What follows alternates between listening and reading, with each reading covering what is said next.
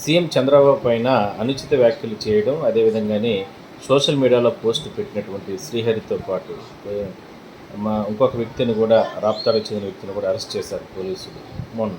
But ఏంటంటే నిన్న వాళ్ళ కోర్టులో హాజరుపరిచిన సందర్భంలో కుప్పంలో అక్కడ కోర్టు వాళ్ళకి 25,000 రూపాయల ఫైన్ వేసి బెయిల్ ఇవ్వడం జరిగింది. ఇది ఇంకా ఒక రకంగా చెప్పాలంటే ఒక సంచలనం. అంటే గంటల వ్యవధి కూడా కాదు, గంట వ్యవధిలోనే బెయిల్ రావడం జరిగింది. సో దీనిపైన అంటే హైకోర్టు వరకు కూడా వెళ్ళడం జరిగింది. హైకోర్టు ఇవాళ సంచలన తీర్పు ఇస్తూ ఆదేశాలు ఇస్తూ ఏదైతే కుప్పం కోర్టు ఇచ్చినటువంటి ఆ బెయిల్ని సస్పెండ్ చేయడం జరిగింది.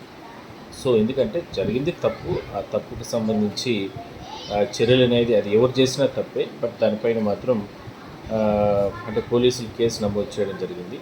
సో ఈ లోపల బెయిల్ వచ్చిన నేపథ్యంలో సవాల్ చేస్తూ కూడా పోలీసులు హైకోర్టును ఆశ్రయించారు. ఆ సందర్భంగా హైకోర్టు కింది స్థాయి కోర్టు ఇచ్చినటువంటి బెయిల్ని రద్దు చేయడం జరిగింది.